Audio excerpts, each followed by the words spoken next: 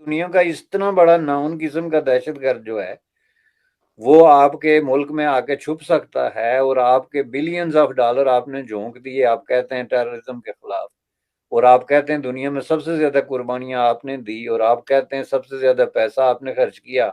तो आपको एक इतना बड़ा आदमी नजर नहीं आया। तो ये जो छोटे मोटे दहशतगर्द इधर उधर घूमते रहते हैं उनके बारे में आप क्या दावा कर सकते कि यूनाइटेड नेशंस में कुछ वहां से स्टेटमेंट्स आ रही हैं और इंडिया के external affairs minister doctor S Jaishankar की तरफ से एक बहुत ही शार्प स्टेटमेंट पाकिस्तान के लिए आई है, और बिलावल भुट्टो ने भी क्योंकि वहां पर स्पीच की है तो उन्होंने भी कुछ बातें की हैं, उनकी भी स्टेटमेंट्स आ रही हैं। और फिर इन्हीं दोनों के बीच में अगर हम ये कहें कि फेस ऑफ की एक सिचुएशन नजर आ रही है कि इस तरफ से भी और उस तरफ से भी कुछ बातें की गई है, इंडिया की तरफ से एक तरीके से जो है उनके एक्सटर्नल अफेयर्स मिनिस्टर ने अटैक किया पाकिस्तान पर। इस पे क्या कमेंट हैं। अब करेंगे? जो बात की है जयशंकर ने, उस बात से जाहिर है पाकिस्तान का कोई डिप्लोमेट जो है वो अगर इनकार करेगा तो आई बाई शाही मारेगा ना, क्योंकि ये तो एक ग्रिम किस्म का फैक्ट है कि ओसामा बिन लादेन जो है वो पाकिस्तान में मारा गया,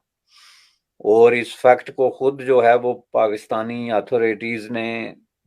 बिला यानी विद कंसेंसस उन्होंने इसको जो है वो एक्सेप्ट किया। ये बात नहीं कि डिस्प्यूटेड है कि कोई एक सिगमेंट ऑफ सोसाइटी या कोई रिलायबल सोर्स ये कहता है कि नहीं नहीं ऐसा नहीं हुआ, इस पे सब इत्तेफाक करते हैं कि वो पाकिस्तान में मारा गया।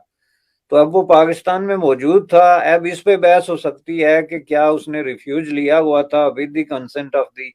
अथॉरिटीज और he was hiding without letting them know. दो ही तो इसके पहलू है ना, तीसरा कोई नहीं। तो इन दो में से जिसके साथ आप जाएंगी उसमें जो है वो एट फॉल्ट पाकिस्तान ही होगा, कि अगर आपने उसको रिफ्यूज दी तो बहुत बुरा किया, इट वाज इल एडवाइज्ड। और जो है किसी भी तरीके से इसको आपको दुरुस्त डिसीजन नहीं करार दे सकते कि दुनिया में टेररिज्म के हवाले से सबसे ज्यादा जो वांटेड पर्सन है उसको आपने आके तो अपने मुल्क में जो है वो पनाह दी हुई है, तो जाहिर है ये कौन इस ग्रिम फैक्ट से इनकार करेगा। अगर आप ये कहते हैं कि नहीं जी ये बात नहीं, हमारी मर्जी या हमारे नॉलेज के बगैर जो है वो वहां पे छुपा हुआ था, तो ये उससे भी बुरी बात है। क्योंकि अगर दुनिया का इतना बड़ा नाउन किस्म का दहशतगर्द जो है वो आपके मुल्क में आके छुप सकता है, और आपके बिलियंस ऑफ डॉलर आपने झोंक दिए, आप कहते हैं टेररिज्म के खिलाफ, और आप कहते हैं दुनिया में सबसे ज्यादा कुर्बानियां आपने दी, और आप कहते हैं सबसे ज्यादा पैसा आपने खर्च किया, तो आपको एक इतना बड़ा आदमी नजर नहीं आया। तो ये जो छोटे मोटे दहशतगर्द इधर उधर घूमते रहते हैं उनके बारे में आप क्या दावा कर सकते हैं? तो इसलिए इस बात को तो मैं समझता हूँ कि एक ताना समझ के तो इनको कबूल कर लेना चाहिए, और अपने गरेबा में झांक के तो फ्यूचर में इस तरह के जो इवेंट्स हैं उनको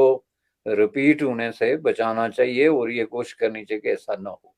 इसके साथ साथ जो उन्होंने दीगर इशारे किए, मसलन जो पार्लियामेंट पे हमला हुआ,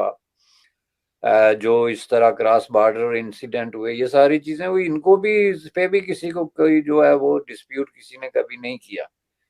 तो ये एक्सेप्टेड ट्रूथ हैं जिनको उन्होंने जाहिर रिपीट इसलिए किया कि कल जो पाकिस्तान में प्रेस कॉन्फ्रेंसेस हुई हैं हिना रब्बानी ने, और उससे पहले जो बात हुई है जो कि वहाँ पे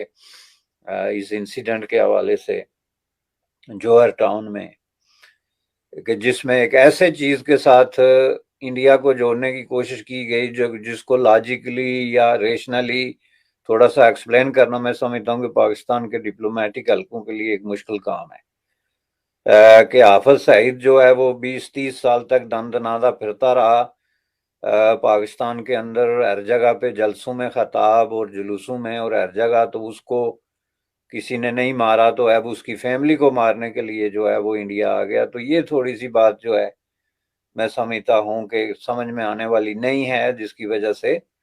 जो है वो एक फर्क पड़ता है। तो अब ये तो नहीं कि वो खामोशी इख्तियार करते, तो उन्होंने फिर जो कुछ कहा वो फैक्ट्स हैं।